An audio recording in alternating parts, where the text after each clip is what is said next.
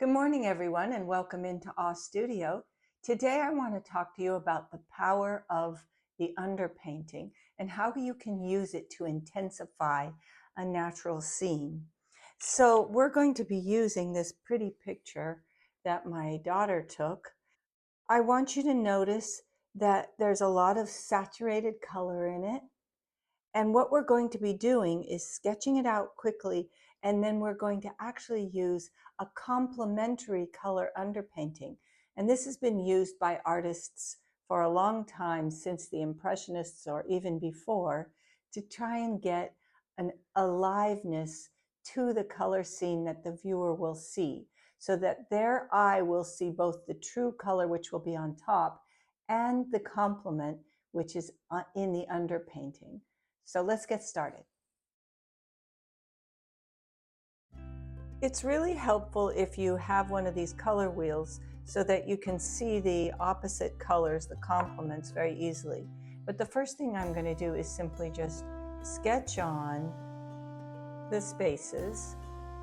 This would be the water line, and I can even do something like that for the trees. There's a little bit of an island here. And then I might just do some of those orange spaces of clouds. This is very loose, and I don't have to take a lot of time to do this. Just make it free and easy. Because I'm not really trying to replicate the picture exactly, I just want to use it for inspiration. Now I'm going to use the color wheel to see exactly what I'm going to do.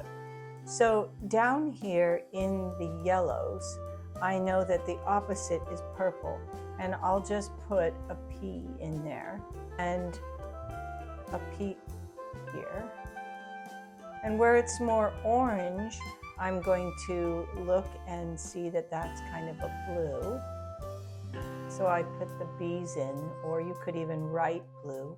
And then down in here where there's like a reflection, it's gold and orange, sort of a blue P, blue purple. And then the sky, which is blue, I'll just put in O for orange.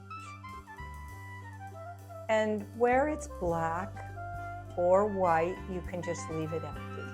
So I'm going to be using today the gouache paints, which are a little bit thicker than plain watercolor, for my underpainting. And I'm going to mix them together with a palette knife. So in the upper portion, I told you where it was blue, I want it to be orange. So I'm going to get a really saturated orange, and then I'm just going to take my brush and I'm going to lay it on pretty thick, because as I said, I want it to be quite rich. And I'm going to come inwards towards the clouds and smooth that in. And as I get down here, I'm going to lighten up with a little more water so it gets a little more ethereal. You can keep coming back with your rich color where you want it to be the most intense.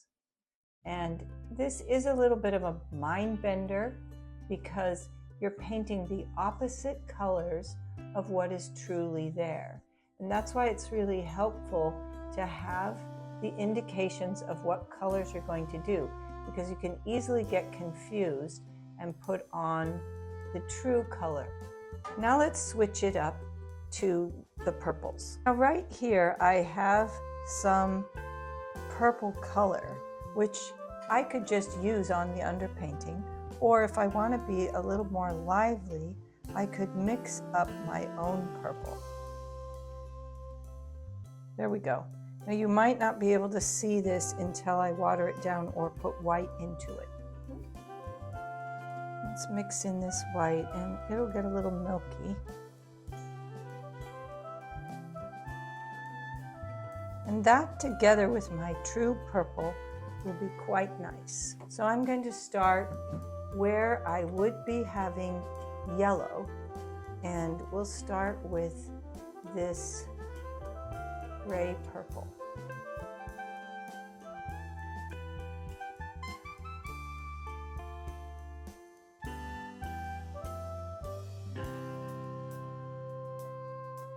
And I'll get lighter and lighter as I work upwards. And then I'm going to take this true purple, which came right from the tube, and put it in above that. And I can mix those two together.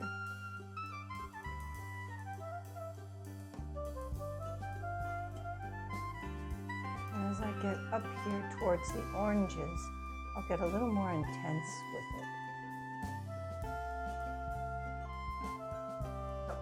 The true color in the water next to the orange reflection is a kind of greenish blue. So that would mean, again, that I would use an orange here, the opposite of green. And I'll just sweep that in lightly on both sides. And what we're doing while we're getting in our underpainting is we're really blocking in the spaces that are going to be for the true colors. But you don't have to be too detailed in this time because you're going to be putting the true colors on top. What will help though is to get in certain places that you know are kind of road maps, and that would be here when I said you don't have to paint in the black parts. I'm just going to mix orange and purple together and put in this area so that I know where it is. And back here there was some sort of mountain range.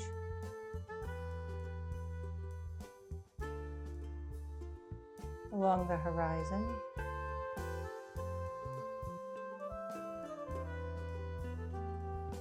As well as this island, this little inlet here.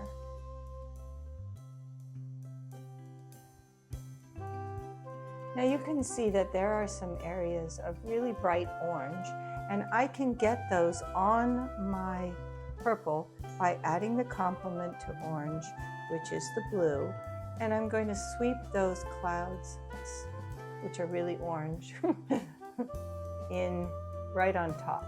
And here it's really helpful to use gouache because if I were using regular watercolor, it would mix a lot with each other, but since gouache is rather opaque, it can be layered.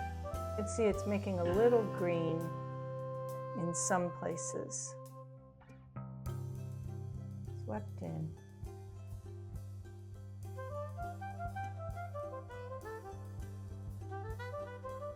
So you can see that I've painted in the spaces with the opposite colors. And as I said, it's really helpful for you to have a color wheel handy because even I, as an experienced artist, sometimes forget and start painting the true color. But what we're trying to do is block in the spaces of the complements, and then when we overlay the underpainting with the true colors, it's going to shine through a little bit and give the most unexpected and delightful effect. So stick with me for the next process.